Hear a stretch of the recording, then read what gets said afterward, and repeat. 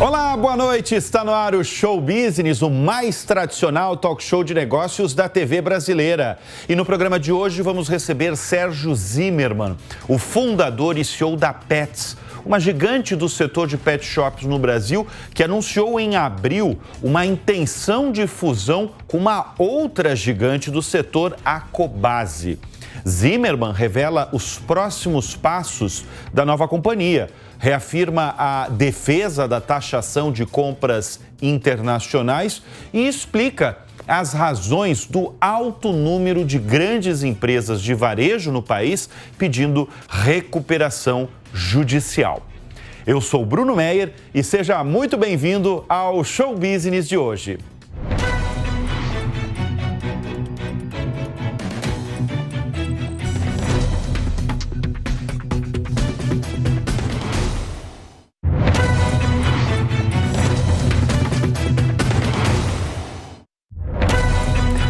Ele começou a vida profissional como animador de festa infantil. E não só isso, teve uma barraca para vender gibi nas ruas. Era muito pouco para quem é ambicioso e começou a empreender desde cedo por incentivo dos próprios pais. Nós estamos falando de Sérgio Zimerman, que fundou a Petz, uma gigante do setor de pet shops no Brasil, que anunciou em abril uma intenção de fusão com uma outra gigante do setor, a Cobasi. Juntas, essa nova companhia terá uma rede de quase 500 lojas, consolidando-se como a maior do setor no país, com um faturamento aí de 6 bilhões e 900 milhões de reais. Sérgio Zimerman é o nosso convidado de hoje aqui no Show Business, a quem eu agradeço muito pela presença em nosso estúdio. Sérgio, você já declarou que Petz e Cobasi selaram a paz com a fusão, se tudo ficar bem entre vocês, né? Vocês viviam em guerra antes dessa intenção de fusão? Bruno, muito obrigado pela oportunidade da entrevista, um prazer estar aqui. Naturalmente, quando você tem um competidor da qualidade da Cobasi e a Cobasi um competidor da qualidade da Petz, é natural que a gente esteja dia a dia batalhando pelos clientes, batalhando por pontos comerciais e, sem dúvida nenhuma, isso gera um atrito, mas que faz parte do mundo dos negócios. Agora, a junção tem como principal objetivo melhorar os custos das companhias para que o consumidor possa ter acesso a preços melhores do que os preços que nós praticamos hoje. Qual que é o panorama hoje? Vocês tiveram em abril, anunciaram para o mercado todo, né? Aliás, era uma coisa que o mercado já comentava. Na verdade, já se esperava, de certa forma. Muita gente já falava disso e em abril foi anunciada essa intenção de fusão. Qual que é o panorama hoje? Tem um mês exato que pode vir esse anúncio da fusão mesmo? No dia 19 de abril, nós assinamos esse MOU, que é o Memorando de Entendimentos com os pontos básicos para o acordo de fusão. Agora, depois de abril, são cerca de 60 a 90 dias para se fazer as diligências, se mapear todas as sinergias que tem e assim a gente selar o documento que é o sign, que tem previsão para acontecer em julho, provavelmente meados de julho, e aí sim a gente anuncia, em seguida protocola no CAD, aí espera o tempo do CAD, que pode demorar tecnicamente até 330 dias para o CAD posicionar, e aí acontece propriamente o closing, que é o fechamento da operação. Então, entre uma coisa e outra, a gente está falando que, se tudo correr bem, essa fusão ela deve se concretizar em meados de 2025. Meados de 2025. E quando é que começou a primeira conversa entre vocês? Partiu de você? Eu brinco que partiu de um ligou para o outro não atendeu, depois o outro voltou a ligação. Mas quem foi o primeiro?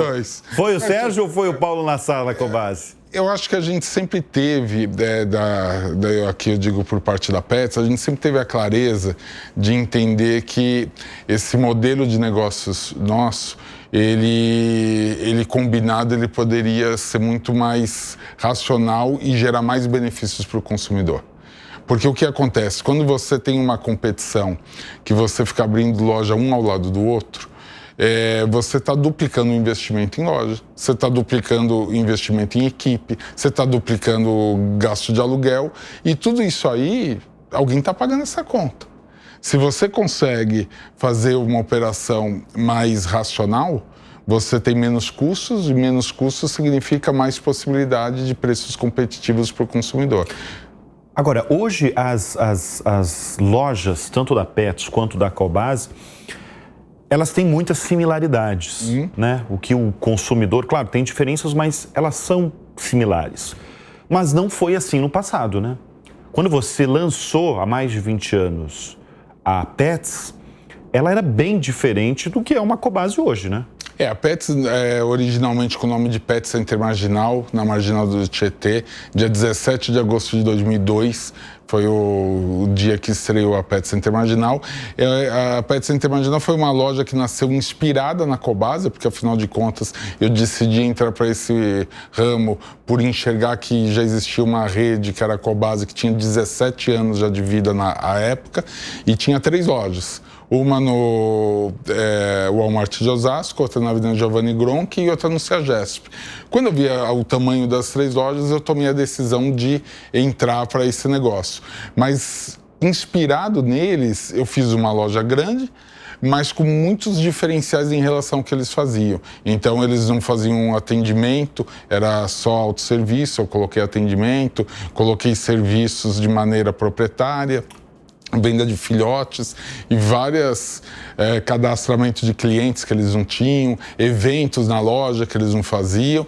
Só que na linha do tempo, ao longo desses 22 anos, a gente foi convergindo, começou bem diferente. O que dava certo em um, ao outro pegava, claro, e vice-versa. Sem dúvida nenhuma. Então, ao longo dessa trajetória de 22 anos, há muita conversão da gente se aproximar do modelo da Cobasi e a Cobasi ter se aproximado do nosso modelo. Sérgio, é muito curioso você afirmar que, de certa forma, você entrou no setor de pet shops meio que por acaso, né? Por uma observação, né, muito específica ali sua, mas por acaso. Seu pai, sua família não tem relação nenhuma com o setor. Foi uma insistência do meu cunhado, na verdade. Ah, é? Seu cunhado. Que ele fazia shampoo para cachorro, literalmente no quintal da casa dele.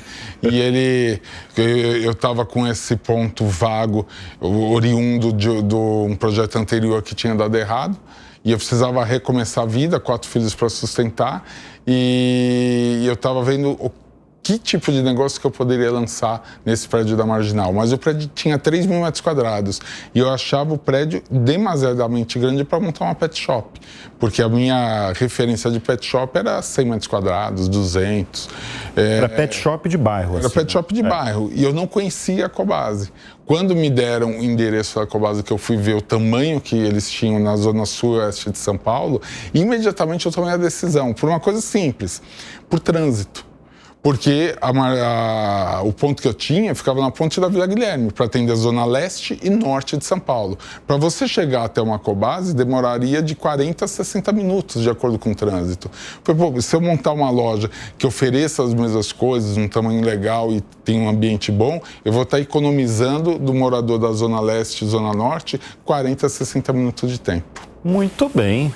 Agora, eu fiz esse comentário porque você hoje realmente, evidentemente, acredita e aposta no setor. Porque, inclusive, o Sérgio, ele tinha 100% da companhia, vendeu para um fundo e ele aumentou recentemente, antes dessa carta de intenção, a participação na companhia. Se ele tinha 29%, agora você está com quanto? 47%? Entre 49%? Opções e ações, quase 47%. 47% da Petz, porque tiveram outros, tiveram fundos ali, né? O fundo, final de 2013, entrou o fundo Warburg Pincus, um fundo americano, que ficou de 2013 até 2020, quando teve o IPO e eles saíram. Na época, eles chegaram a ter 55% da companhia e no IPO eles venderam toda a participação. Agora, se fechar 100% ali, Cobasi e Petz juntas, para você, quantos por cento aí de chances de o negócio estar selado 100%?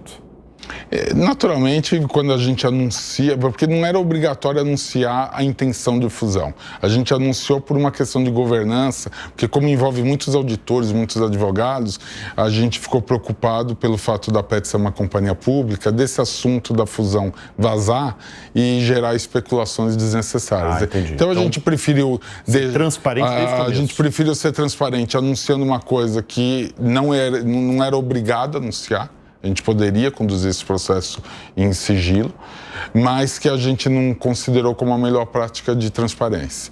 Então, obviamente, para fazer isso é porque você tem uma altíssima expectativa de que isso vai se concretizar. Se a gente tivesse feito uma carta de intenções, mas uma carta que, vamos ver o que vai dar, a gente não iria anunciar. Até porque foi a quarta ou quinta negociação que a gente fez, então a gente já tem um pouco de maturidade das outras negociações e a cada evolução foi evoluindo um pouco mais. E dessa vez a gente realmente acredita que vai andar. Bom, e nessa nova companhia você vai ser o chairman e o Paulo Nassar, que hoje é o CEO da Cobasi, vai ser o CEO dessa nova companhia. Isso. Vai ser diferente você como chairman do que você fazia como CEO da Petz? Sem dúvida. Acho que as funções de CEO e de chairman são substancialmente diferentes.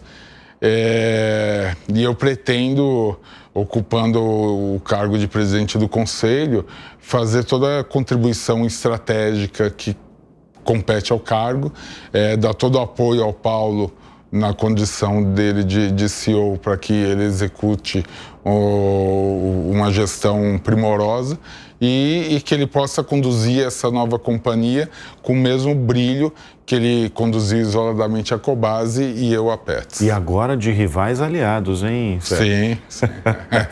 Deixa eu mudar um pouquinho de assunto, porque o Sérgio, além de ser um tremendo de um empreendedor, que a gente já vai falar um pouco da história dele, que eu já adiantei no começo do programa, você é um defensor contumaz aí da taxação de compras internacionais, um tema aí que tem fervido no Brasil nos últimos dias, na verdade nos últimos meses, mas nos últimos dias ferveu no Brasil.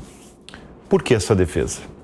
Bruno, ótimo ponto, porque ele dá a oportunidade de corrigir essa guerra de narrativas que, na verdade, as plataformas asiáticas conduziram, que é a gente colocar o varejo como defensor da taxação, querer taxar os pobres ao invés de taxar os ricos. Então essa é uma narrativa que convém às plataformas asiáticas.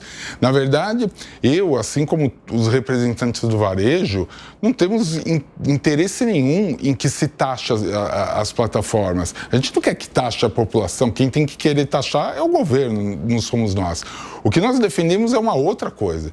A verdadeira discussão que, infelizmente, não foi colocada da maneira correta. A discussão é a seguinte: se o governo entende que determinados produtos, seja pela qualidade, seja como o presidente diz, bugigangas, ou blusinhas de baixo valor, ou quaisquer produtos abaixo de $50 não devem pagar impostos, a gente aplaude essa decisão. É maravilhosa essa decisão. Mas a questão é, por que quem gera empregos no Brasil, quem faz investimentos no Brasil, não tem direito a comercializar com essa isenção, mas quem está na China ou em qualquer outro país asiático tem esse direito. Então, na verdade, ao fazer isso, o governo, ao invés de estar estimulando o emprego e o investimento dentro do Brasil, está estimulando o emprego e o investimento na China ou em países asiáticos. Essa é a grande discussão. Se o governo tem condições de renunciar a essa questão tributária, maravilhoso, a gente aplaude de pé essa determinação do governo.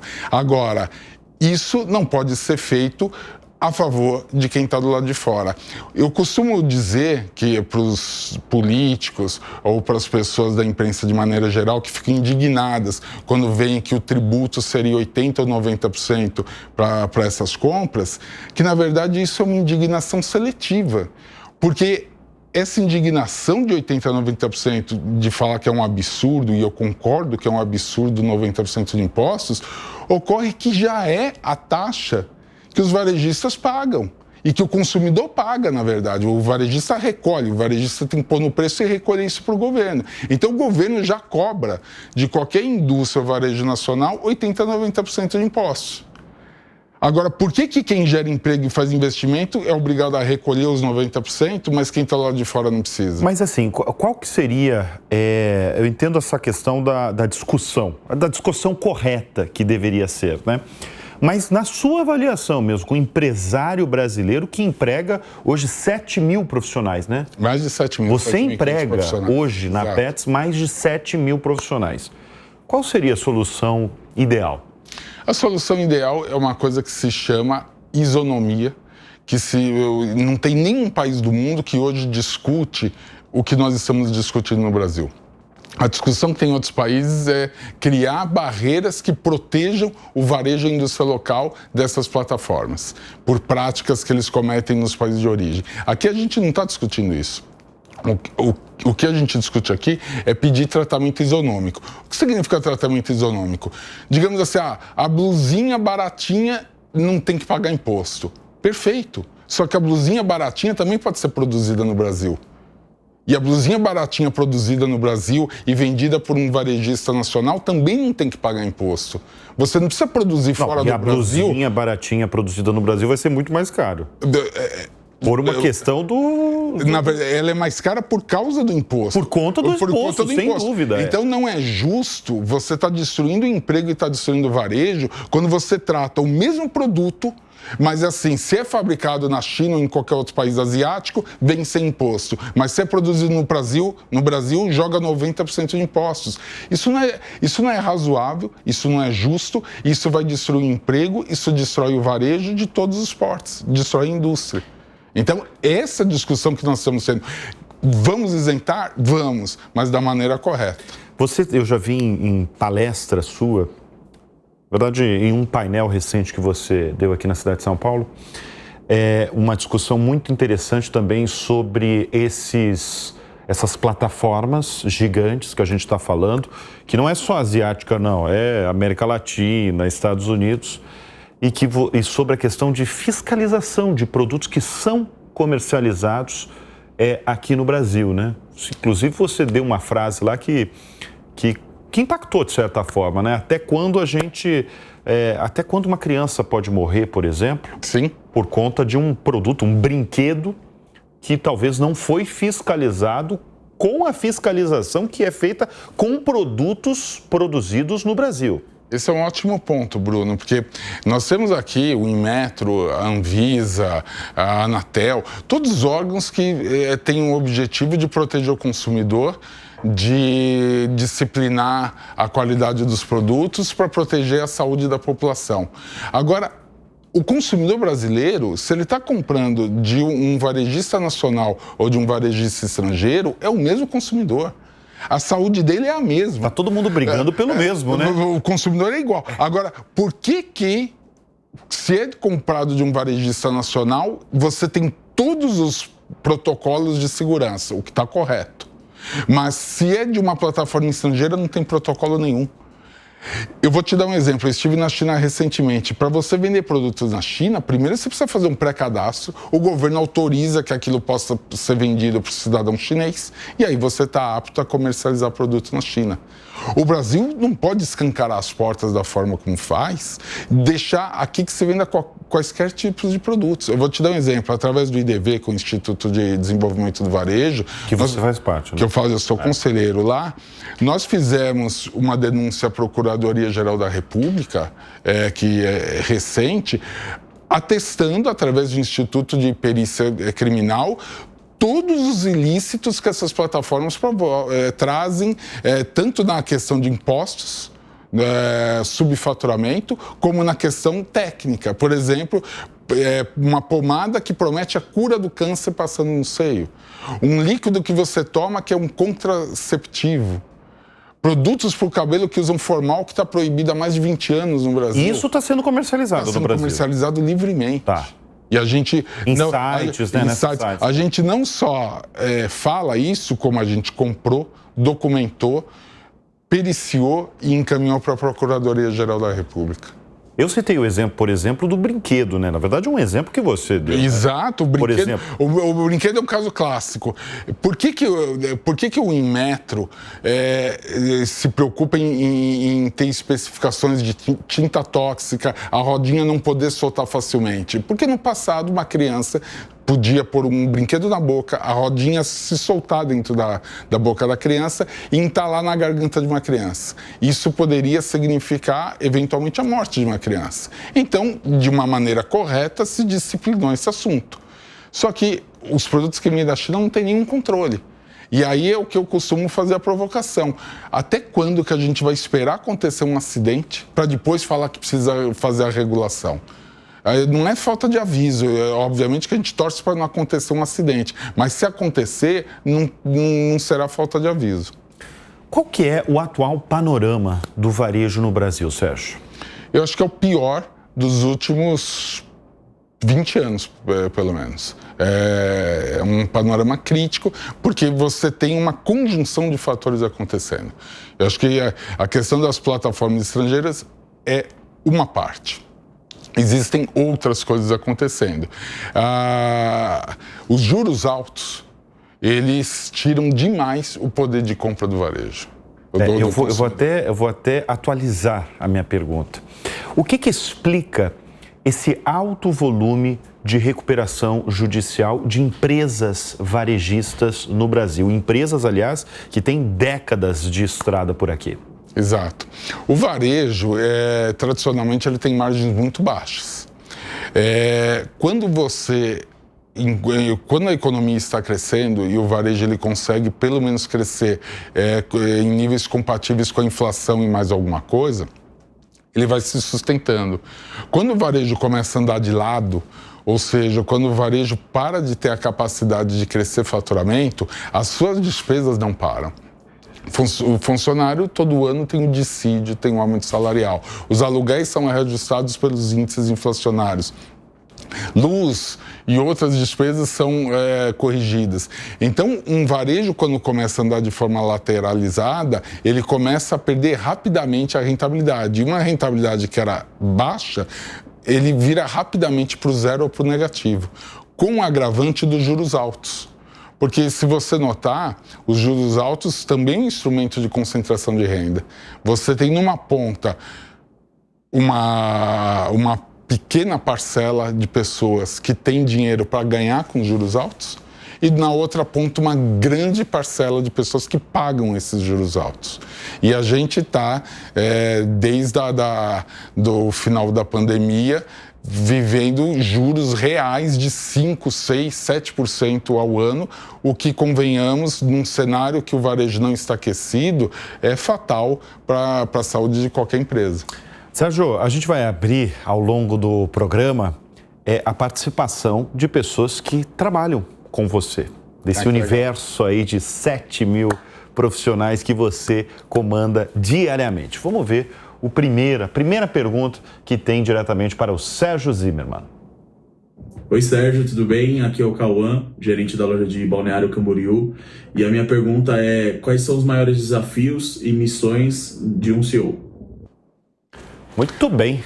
Diretamente de Balneário Camboriú, Santa Catarina. Essa loja de Balneário é uma loja que vai muito bem. A gente está bem na entrada da cidade e a cidade de Camboriú nos recebeu muito. Você conhece todas as lojas, Sérgio? Não conheço todas. Mas são quantas? São 252. 252. Mas essa de Camboriú eu conheci antes de alugar e depois de montada. O principal desafio, sem dúvida nenhuma, é gestão de pessoas. Né? Esse é o grande... Uma empresa, no final do dia, é formada por pessoas. E uma coisa que eu aprendi, Bruno, que foi crucial para esse meteoro que foi a Pets. Por que eu estou falando meteoro? Eu vou pegar um dado de uma reportagem da revista Veja São Paulo, que saiu sobre a competição Pets Cobasi na época, e lá indicava a Pets faturando 100 milhões de reais em 2011. Ela faturou 100 milhões em 2011, em 2023 faturou 3.800. Significa que em 12 anos a Petz subiu 38 vezes o faturamento. Uma empresa que cresce 38 vezes, sem dúvida nenhuma, a diferença está em pessoas. E se tem uma coisa que eu aprendi, foi a capacidade de contratar pessoas muito melhores que eu. Foi fácil, foi rápido perceber isso? Foi um médio prazo, porque logo quando o fundo entrou e eu precisava começar a profissionalizar a companhia, eu fiquei pensando em qual critério que eu deveria ter melhor para avaliar um diretor. E eu comecei a perceber que alguns diretores eu tinha profunda admiração e outros eu pensava, se eu estivesse no lugar dele eu estaria fazendo melhor. E a cada um que eu fiquei com esse sentimento, eu troquei. Até encontrar alguém que eu olhei e falei assim, eu admiro porque eu não saberia fazer o que essa pessoa está fazendo. É fácil demitir? Fácil nunca é, mas é necessário. Eu acho que qualquer gestor, principalmente um CEO, fazer demissão é insumo para você ter também respeito e liderança na companhia. Porque se não demitir significa não diferenciar as performances. Tem performances muito boas, mas tem performances que... E não tem nada a ver com a pessoa. Aqui é importante notar o seguinte, eu sempre tive essa consciência. Um profissional que não tenha dado certo na Petz, ou que eu não tenha tido admiração suficiente, apenas significa que ele não deu certo na Petz, mas ele pode brilhar em outra companhia. E vice-versa. Às vezes algum profissional que não se encaixou bem em outra companhia pode brilhar na Petz. Você está falando dessa diferença, né, que você percebeu, principalmente depois que entrou um fundo internacional para vocês, essa diferenciação nas características de determinados diretores. O que você mais valoriza num profissional que trabalha com você? A resiliência. Assim como para o empreendedor, os profissionais de primeira linha, eles precisam ter uma capacidade de resiliência, porque varejo não é fácil. Muitas vezes você está empolgado com algum projeto, empolgado com alguma coisa, mas o dia a dia é puxado, é cansativo, você toma muita pancada, tem muito dia que você chega exausto. Se você não tiver resiliência e capacidade de adaptação, você fica pelo caminho, você desiste, ou você acha que tem que trocar de emprego porque a grama do vizinho vai ser mais verde.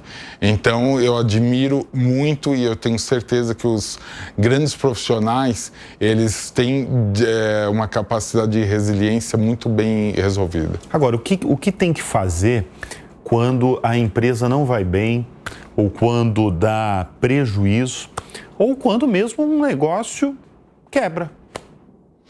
Eu tive experiência, eu tive várias atividades empreendedoras, mas uma delas, em 1991, foi um atacado de alimentos e perfumaria, que começou literalmente do zero, mas 10 anos depois tinha virado uma empresa bastante grande. Tinha 300 vendedores externos, 300 funcionários internos, e era um dos 3 maiores atacados de rua de São Paulo. E eu costumo dizer que eu tive o maior privilégio que um empresário pode ter, que foi quebrar. Mas, privilégio? Privilégio. Por quê?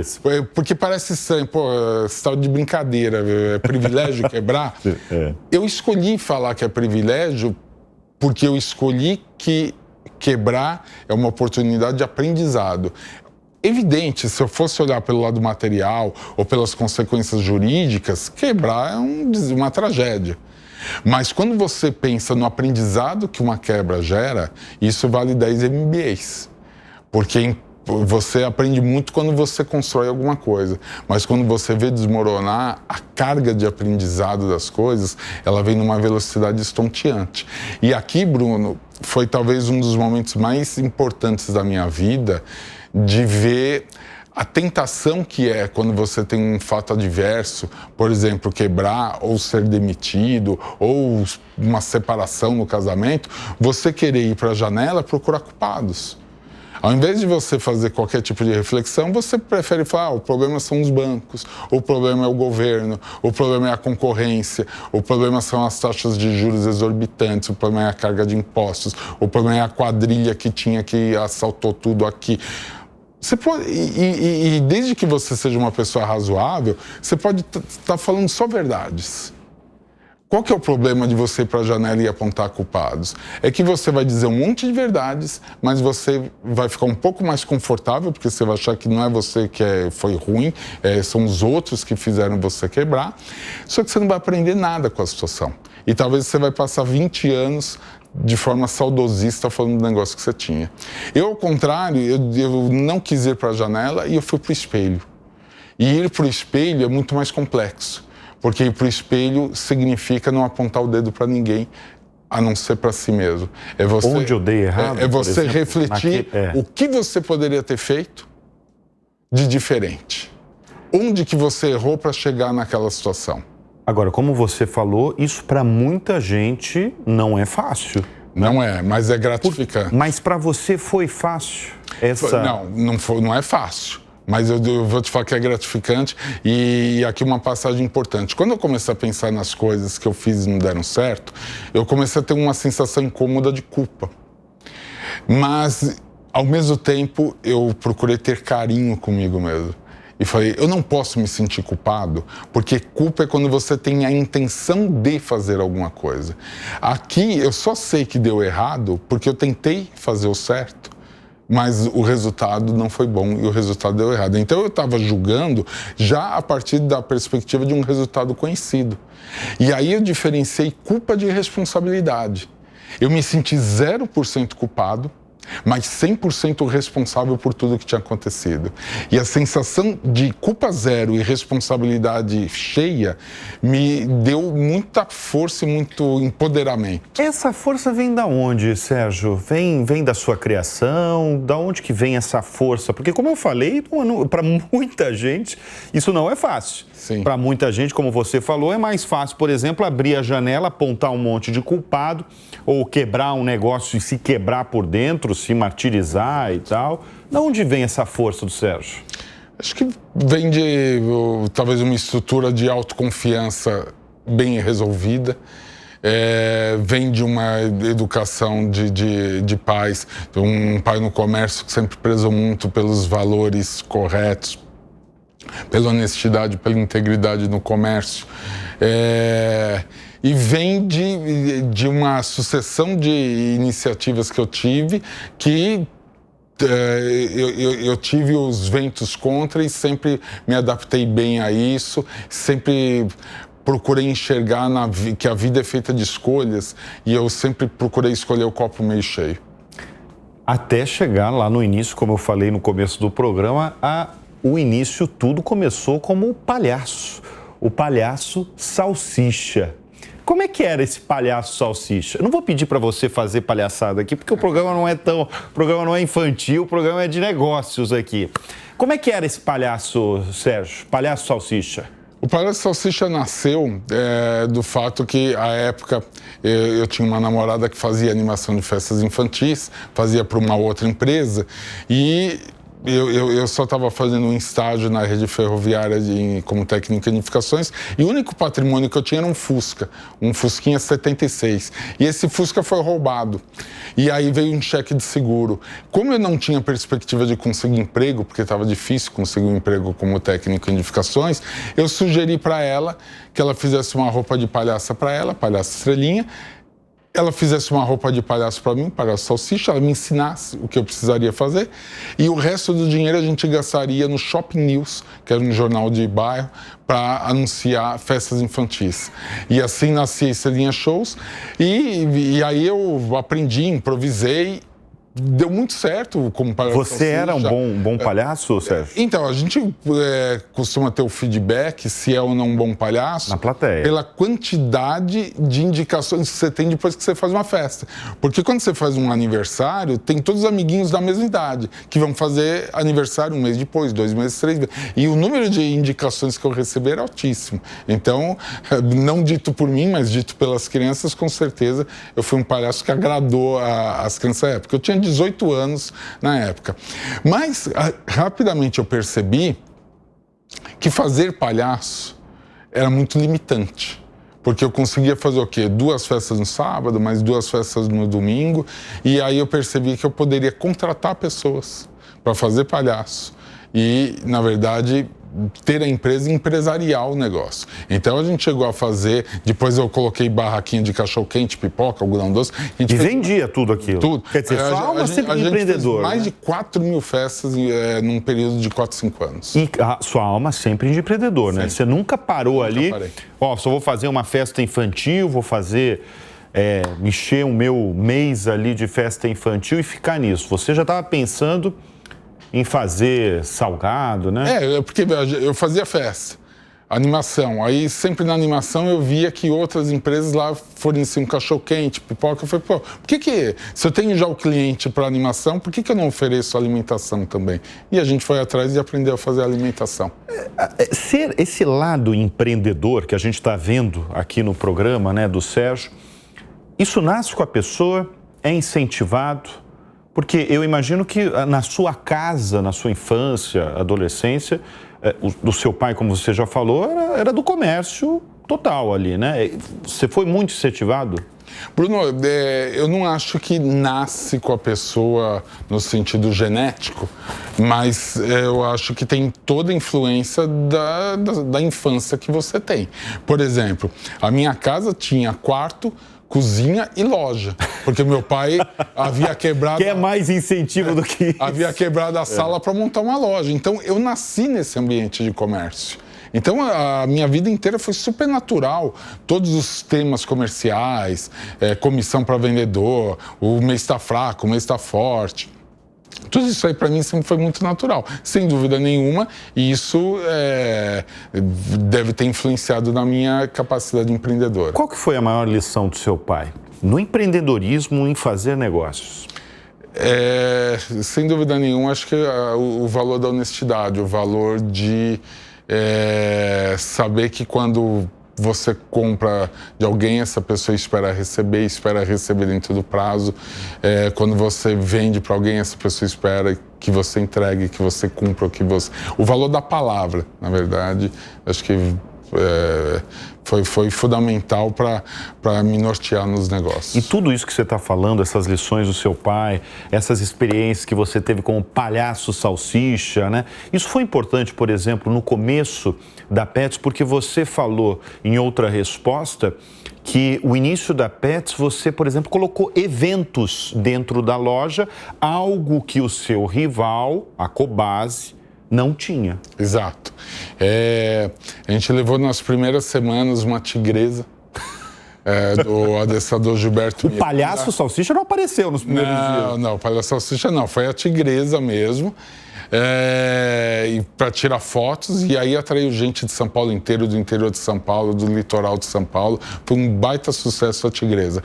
O que o palhaço salsicha, que eu não como palhaço, mas como animador, eu fiz durante vários meses nessa primeira loja, eu ficava com o microfone fazendo perguntas para os consumidores e dando prêmios. Então, tipo, qual a capital do Paquistão? Quem souber ganha um saco de Royal Canin. Qual o nome dos 3 sobrinhos do tio Patinhas? E assim por diante. Então, eu ia fazendo essas perguntas e ia tendo uma dose de entretenimento. Na época, criei uma coisa chamada Show do Serjão, que eu colocava num domingo lá 30, 40 clientes numa sala, fazia aquele concurso de perguntas no estilo do Show do Milhão, com 4 alternativas, as pessoas levantavam a placa e o vencedor sempre ganhava um prêmio, tipo a televisão maior que tinha na época. Quer dizer, você é um bom apresentador, então? Eu sempre gostei. Acho que de comunicação? Da animação de festas, acho que desenvolveu muito essa possibilidade de fazer apresentações. Na verdade, eu me sinto mais à vontade em cima de um palco, fazendo apresentação para dezenas, centenas ou milhares de pessoas, do que numa conversa num barzinho com uma pessoa só. É mesmo? Eu sou mais tímido numa no palco você não é tímido? Não. E você nunca pensou em ser ator, ser... Não. É a comunicação mesmo. Eu sempre tive uma admiração gigante pela capacidade de comunicação do Silvio Santos, que para mim sempre foi uma referência para mim de como se comunicar bem.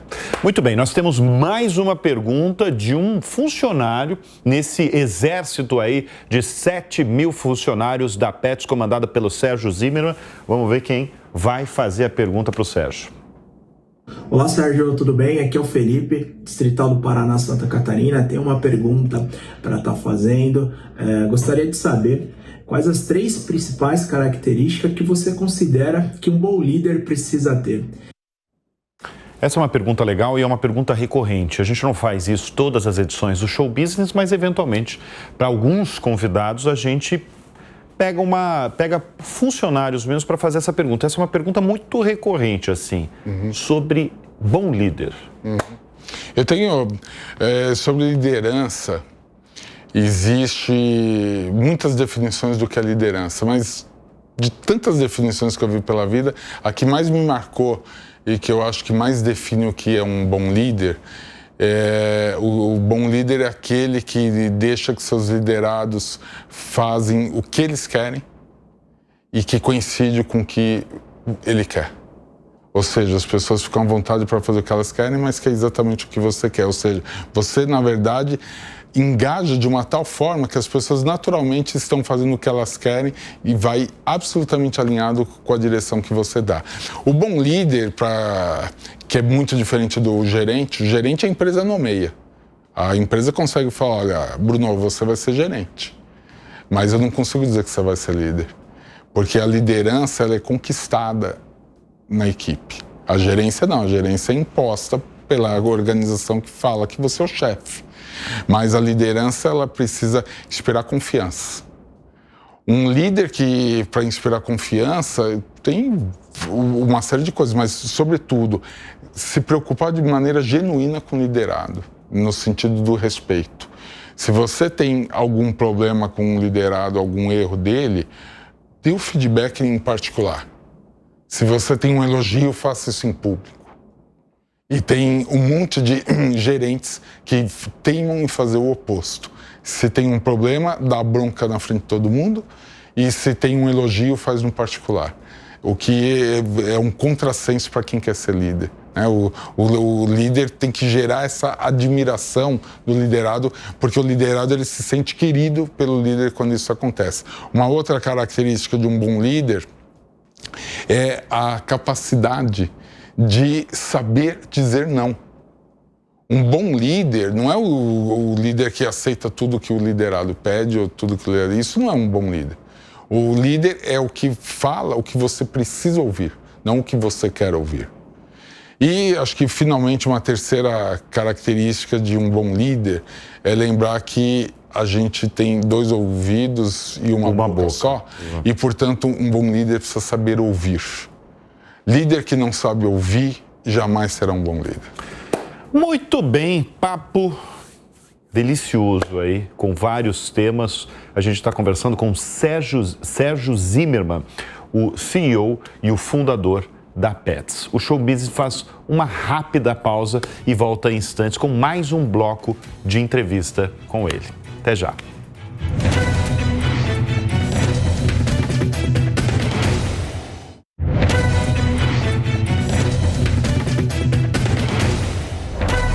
E nós estamos de volta com o Show Business, nesta edição com Sérgio Zimmermann, o fundador e CEO da Petz.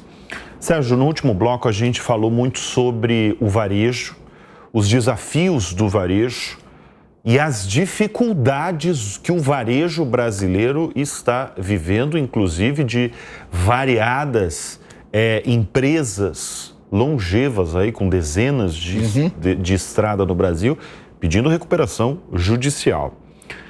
Como é que você vê o futuro do varejo no Brasil? Eu vejo, essa é uma excelente questão, porque o mundo ele tem se transformado de uma maneira bastante rápida. E eu acho que aquele varejo tradicional, O varejo que é absolutamente focado só numa rede de lojas físicas, ele tem um futuro muito mais desafiador e mais comprometido. Porque o consumidor, ele está cada vez mais fluido no sentido de eu quero, por vezes, comprar numa loja e ter uma experiência, mas por vezes eu quero receber na minha casa, ou eu quero comprar e retirar na loja. Então, se você não atende e entende esse consumidor, você vai se distanciando da realidade de consumo dele. O ideal é que as marcas elas forneçam o maior número de pontos de contato com o consumidor das diversas formas que o consumidor quiser comprar. Provavelmente, em pouco tempo, a gente vai ver muito consumidor comprando nessas plataformas de live, de musiquinha e tal, mas que já vai aproveitar e vender alguma coisa. De rede social, você está falando. De rede social. Isso existe. Na China, na China é um fenômeno. Né? E o Brasil tende a repercutir isso um pouco mais para frente. Então, se a rede não vai se adaptando, não vai modernizando, entendendo que ela não pode ficar estática e parada com o que ela faz, ela vai ficando para trás. Por exemplo, no segmento pet, quem só ficou no mundo físico ficou para trás. Ficou para trás. Hoje, na Petz, qual que é a diferença entre online e venda física? A Petz hoje tem mais de 40% das vendas digitais. Mas 60% é físico? 60% é físico. Mas é relevante esse número. É relevante, mas assim, só vamos lembrar que em um ano antes da pandemia, em 2019, 93% era físico, 7% era digital. 93% era físico, 7% era digital. Então, é uma mudança muito grande. Na pandemia, foi para 75% a 25%. E a gente achava que depois da pandemia, o 75% ia subir, o 25% ia cair. Aconteceu o contrário. O 25% virou 40%. E os 75 E como é que vocês se preparam para essas mudanças frenéticas e essas mudanças tão velozes aí do setor? A gente tem que ter um comportamento como uma machine learning. A gente vai aprendendo essas flutuações que tem. Aí quando a gente abre novas lojas, você vai colocando os espaços da forma mais proporcional a essa realidade da venda digital e você vai otimizando, então, os investimentos. Mas é uma verdadeira machine learning que vai retroalimentando com a realidade. O Brasil está em que colocação no setor pet? Segundo, terceiro lugar? O Brasil, os Estados Unidos é o maior mercado, é cerca de 10 vezes maior que o Brasil, então é disparado. Os Estados Unidos sozinho é quase 40% do mercado mundial, é muito grande o mercado americano. O segundo mercado hoje é o chinês já. Também é um mercado muito grande, ele não aparecia nas estatísticas até 2, 3 anos, mas ele passou a aparecer e já de cara foi para o segundo lugar. E entre a terceira e a sexta colocação, você tem um empate técnico, que a depender da taxa média do dólar, o Brasil ocupa ou terceiro lugar, ou quarto, ou quinto. Eu tinha um dado no passado que era, na verdade, que eu posso ter feito até a confusão de número de cachorros e gatos que no Brasil está entre os 4 primeiros, 5 ali, né? O Brasil sempre foi colocado como o segundo maior mercado do mundo. O segundo. Exatamente. Só que aí entrou a China, caiu para a terceira. Tá. Que a China não fazia parte, a China entrou e caiu para a terceira. Agora, essa também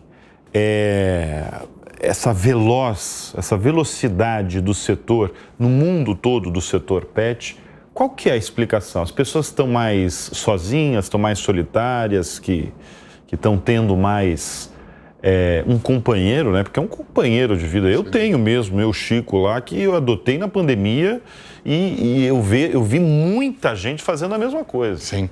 A humanização do pet, que é o que tecnicamente a gente fala, o pet que está dentro de casa e já pode frequentar a cama, e é tratado como filho, é membro da família, é tratado como filho. Isso não é um fenômeno brasileiro, isso é um fenômeno que tem acontecido em várias partes do mundo.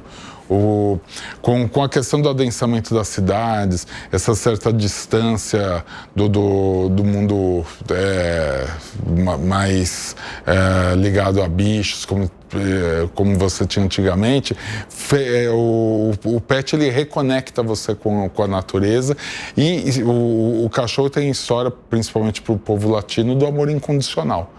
que é uma coisa maravilhosa, né? As pessoas sentem que elas recebem tudo do pet, porque o pet está ali sempre ao seu lado, sempre fiel, sempre junto contigo, e você sente a vontade de retribuir tanto carinho, tanto amor que você recebe do pet. Você tem? Tenho. Se não tivesse também, hein, Sérgio? Sendo dono de uma Pets... A Sasha, uma São Bernardo maravilhosa, tem o Yorkshire também, o Freud, e a Tuca, que é um SRD. O Freud, um deles, né? É Freud. Mas por quê? Foi, na época, a minha ex-esposa, que tinha um Freud, que colocou esse nome porque ela é psicóloga. Entendi. Não, agora já explicou tudo. Bom, a gente tem mais uma pergunta de um funcionário aí do Sérgio Zimmermann. A gente já ouviu gente de Santa Catarina, Paraná. Vamos ver de onde que vem agora. Oi, Sérgio. Boa noite. Eu sou Eduardo, gerente distrital aqui em São Paulo. Gostaria de saber, dentro dessa sua grande trajetória como empreendedor, qual foi o seu maior desafio e qual foi o seu aprendizado que você tirou dessa situação? Bom, e lá atrás, quem estava acompanhando o olhar mais atento aqui do Show Business tinha a visão de vocês, Sim. Que é ser reconhecido mundialmente, né? Sim. Como ecossistema. Mas vamos lá para a pergunta. A pergunta do Eduardo, do maior desafio, né, em todo esse tempo, eu acho que se colocar em perspectiva os 22 anos de companhia, o maior desafio foi colocar a primeira loja em situação de break-even. E fazer com que a primeira loja chegasse no equilíbrio e esse negócio vingasse.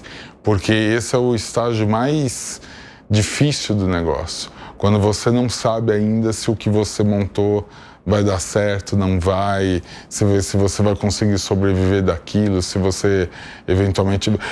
Para você ter ideia, como eu disse, eu montei pensando em uma loja só e eu só fui pensar numa segunda loja quando já começou a sobrar dinheiro e eu percebi que eu poderia tentar... Isso demorou quanto tempo? Demorou 2 anos e meio, mais ou menos. 2 anos e meio, Isso. Tá. E o que motivou essa expansão ali da Pets?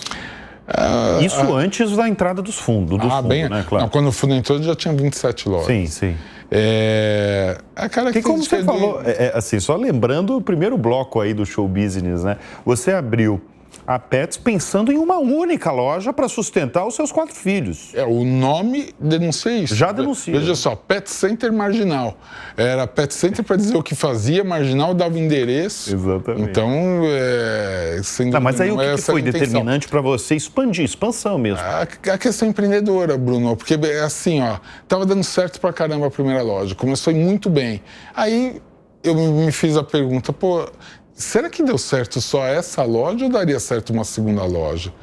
Por que essa loja daria certo e uma segunda loja não daria certo? E aí você começa a se provocar e pensar que você poderia montar uma segunda loja em uma outra região. E assim vai. E aí vai, a segunda dá certo, aí você vai para a terceira, aí vai para a quarta. E no fim, sozinho ainda, eu cheguei a montar 27 lojas até fazer a parceria com um fundo de investimentos. E aí a alavancagem foi muito maior. Ô Sérgio, qual que é a sua ideia de futuro? Porque porque você é um homem que ficou muito rico. Qual que é a sua ideia agora? É em breve se aposentar? Pelo que você está falando, eu imagino que não. É continuar nos negócios, até porque você é muito novo.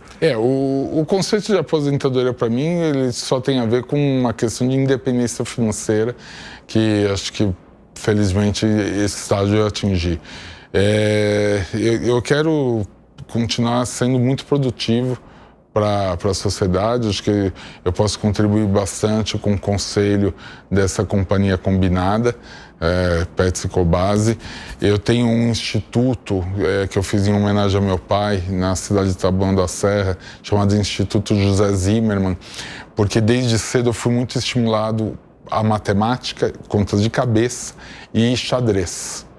E para mim essas 2 coisas ajudaram muito como diferenciais competitivos para mim. E eu decidi, então, montar um instituto que focasse nessas 2 coisas, ensinar crianças do ensino público a matemática de cabeça e jogar xadrez. São 120 crianças hoje que estão nesse instituto, já vai completar 2 anos agora, e a gente está analisando os primeiros resultados do impacto que está tendo sobre a vida dessas crianças que estão no instituto. E as notícias são bem animadoras, o que tem acontecido na vida delas e no comportamento escolar. Então, esse é um lado. Tem o lado meu também de querer apoiar empreendedorismo. Eu participo do programa Shark Tank Brasil. O principal motivador de eu estar no Shark Tank é apoiar empreendedores. E aí, o que você percebe dessa massa aí de jovens que querem empreender? Porque é uma coisa que não é tão recente, mas se você pegar de 20 anos, há mais de 20 anos, quando você lançou a primeira Petz, era um outro Brasil. Era um Brasil ali que tinha o sonho, tinha uma massa ali querendo passar no concurso público. Sim. Hoje isso mudou radicalmente. As pessoas realmente estão interessadas. A quantidade de programas de negócio, inclusive, que existem para falar de ideias de negócios, para empreender, são enormes se comparar a 20 anos atrás. Você percebe isso? Sim, são duas verdades que eu percebo. Primeiro, um aumento enorme da vontade das pessoas quererem empreender. E segundo, um número gigante de pessoas que empreendem e fecham em menos de 2 anos. O que está implícito nessas duas afirmações é que essa vontade de empreender não basta para você ser um bom empreendedor.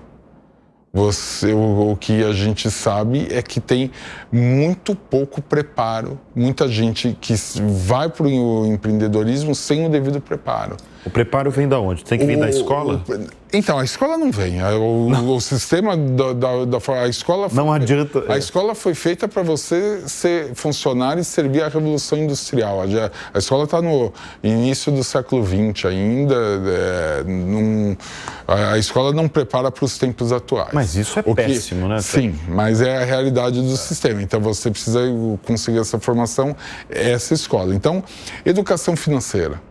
Educação financeira é uma coisa fundamental para você empreender. Você precisa ter noções, você precisa ter noção de planejamento, você precisa ter noção de que abrir um negócio não é suficiente, você vai precisar manter o negócio. E, eventualmente, bons negócios, eles podem ter um período que você precisa colocar dinheiro para o negócio não morrer, para depois o negócio começar a gerar resultado. Se você não tem noções desse tipo de coisa, você tem uma enorme chance, às vezes, de vender seu carro, vender sua casa, usar o dinheiro do fundo de garantia para montar alguma coisa e depois ficar sem o dinheiro e sem o negócio. Então, eu acho muito importante usar essa vontade de empreender, mas procurar apoio para não empreender totalmente no feeling. Qual que é a pergunta mais frequente que você escuta nas ruas de pessoas que vem abordar você? Eu acho que eu escuto com muita frequência, especialmente pessoas que querem empreender ou, por vezes, jovens que querem escolher uma determinada profissão, que querem fazer uma determinada coisa porque ouviu falar que isso dá dinheiro, que determinado setor está muito bom para ganhar dinheiro, ou determinada profissão é muito boa para ganhar dinheiro. E aqui quando eu escuto uma coisa dessa, eu já sei absolutamente de maneira contundente que a pessoa está equivocada. Porque não existe negócio que dá dinheiro e não existe profissão que dá dinheiro. Existe uma atitude que você tem numa determinada profissão, num determinado empreendimento que pode gerar, que você pode se dar bem materialmente. Mas se você vai fazer como razão principal, como motivação principal, porque é uma coisa que dá dinheiro, a chance de você naufragar é gigante. É enorme. Porque o dinheiro é estéril. Você, como grande empresário e circulando em várias rodas de outros setores, como é que está o ânimo do empresariado brasileiro? Eu acho que está um momento bem desafiador.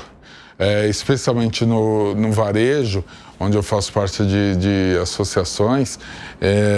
Como eu disse instantes atrás, é o pior momento do varejo dos últimos 20 anos. Tem uma série de situações acontecendo dentro do país que não favorecem em nada um varejo mais forte.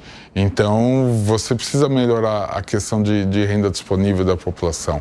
A sociedade, quanto mais a distribuição econômica for um triângulo, quanto mais aumenta a concentração de renda, mais trágico isso é para o varejo. Varejos fortes acontecem em países fortes. Você pega, por exemplo, os Estados Unidos, lá não é um triângulo, lá é um losango. Você tem uma base de pobreza, você tem uma classe média gorda, você tem um topo de riqueza. Isso faz com que o varejo lá seja extremamente exitoso. Agora, um país que você tem uma concentração de renda com pouca gente com muito dinheiro e muita gente com pouco dinheiro, é muito prejudicial ao varejo. Bom, eu vou finalizar essa edição brilhante com o Sérgio Zimmermann fazendo a pergunta que eu faço todos os programas, sobre as suas referências no mundo dos negócios. Ao longo do programa você já citou um grande comunicador e o seu pai. Você citou o seu pai e Silvio Santos. Tem mais alguém que você tem como referência? Eu procurei ler muito e tem grandes livros que eu li que, sem dúvida nenhuma, ajudaram a formar algumas convicções que eu tenho e alguns aprendizados que eu tive. Entre eles, eu gosto muito daquele autor americano Dale Carnegie, que do início do século XX, acho que ele tem o maior best-seller de todos os tempos, que é Como Fazer Amigos e Influenciar Pessoas. Ele ali aborda muito a arte de relações humanas. Eu aprecio muito inteligência artificial e tecnologia, mas eu nunca esqueço que o ser humano não mudou há centenas de milhares de anos. O ser humano é exatamente o mesmo. Ele precisa de reconhecimento, ele precisa de estímulo, ele continua sentindo ciúmes, ele continua sentindo raiva, ele continua sentindo alegria, tristeza. Se você não entender as emoções humanas, você não consegue fazer uma boa gestão.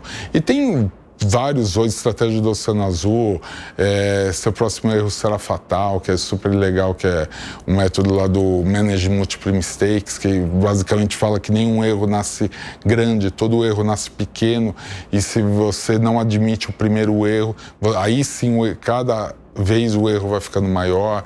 Então, eu diria que eu sou um pouquinho de cada um desses livros, autores aí que me influenciaram bastante. Muito bem, e o papo foi tão diverso nessa 1 hora de programa, Sérgio, que tem vários outros temas. Por exemplo, você citou inteligência artificial, que eu não posso mais perguntar por questões de tempo do programa, mas que já fica o convite para daqui a alguns meses você voltar, porque realmente tem muito assunto, não só do seu setor, não só da sua empresa, não só dessa fusão que vem por aí, com Petz e Cobasi juntas aí, se transformando na maior do setor, mas aí papos de empreendedorismo e de vida. Obrigado aí pela presença aqui no Show Business. Foi um prazer muito grande, Bruno, e parabéns pela condução do programa.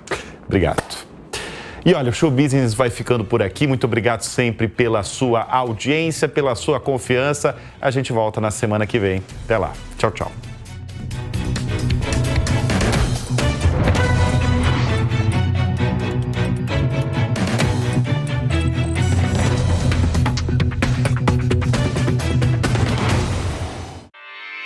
Realização Jovem Pan News.